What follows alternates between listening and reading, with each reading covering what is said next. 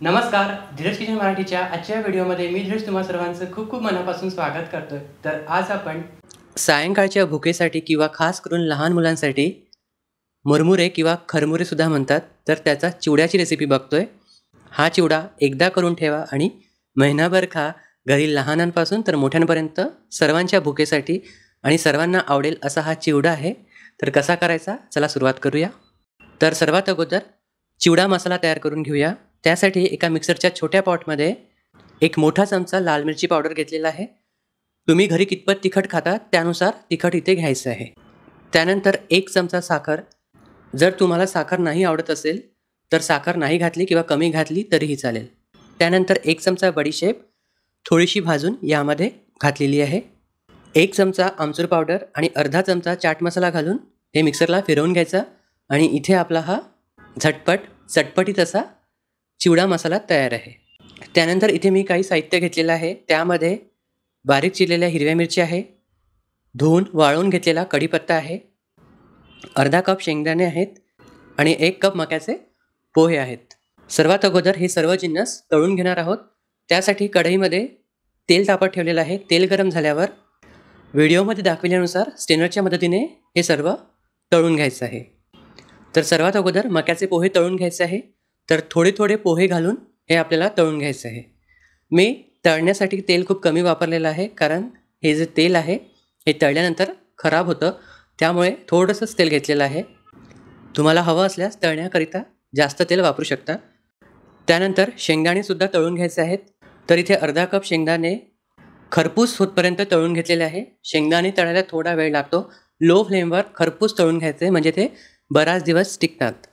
तर शेंगदाणे लो फ्लेमवर तळण्याकरिता मला साधारण 8 ते 10 मिनिटे लागलेले आहे। त्यानंतर कढीपत्तासुद्धा तळून घ्यायचा आहे। कढीपत्ता स्वच्छ धुवून पुसून वाळवून घेतलेला आहे आणि त्यानंतरच तळायचा। कुरकुरीत होतपर्यंत तळून काढायचा। कढीपत्ता तळून झाला की आपल्याला हिरव्या मिरच्यासुद्धा कुरकुरीत होतपर्यंत तळून काढायचे आहे। तिखट आपण ऑलरेडी वापरणार आहोत, तर त्यानुसार कमी तिखटवाल्या हिरव्या मिरच्या वापरायच्या आहे आणि जर हिरव्याच मिरच्या वापरत असाल तर तिखट स्किप केलं तरीही चालेल। तर हे चारही जिन्नस तळून घेतलेले आहे। आता आपल्याला मुरमुरे भाजून घ्यायचे आहे। तर मुरमुरे भाजण्याकरिता कढईमध्ये एक मोठा चमचा तेल गरम करून घ्यायचं। त्यामध्ये 1 चमचा हळद, पाव चमचा हिंग आणि चवीनुसार मीठ घालून मुरमुरे घालायचे आहे। तर इथे इन टोटल 250 ग्राम मुरमुरे मी वापरतोय। तर त्यातील कढईमध्ये जेवढे मावतील तेवढे घालून हे आपल्याला लो फ्लेमवर साधारण 6 ते 7 मिनिटे खरपूस होतपर्यंत भाजून घ्यायचे आहेत। पहिली बॅच भाजून झाल्यावर दुसरी बॅचसुद्धा त्यामध्ये तेल, हिंग, मीठ, हळद घालून भाजून घ्यायची।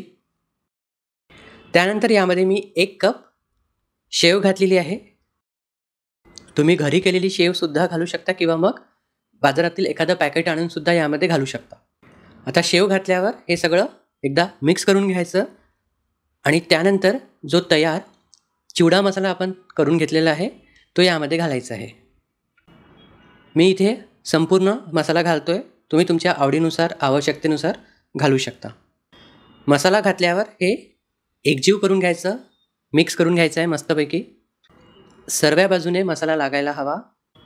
तर हा चिवडा झटपट तयार होतो आणि खायलाही खूप टेस्टी लागतो, मस्त खुसखुशीत लागतो।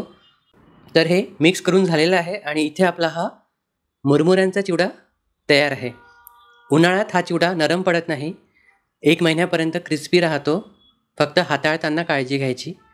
आजचा व्हिडिओ कसा वाटला मला कमेंट्समध्ये सांगायला विसरू नका। तर आजचा हा व्हिडिओ शेवटपर्यंत बघितल्याबद्दल तुम्हा सर्वांचे खूप खूप मनापासून आभार, धन्यवाद।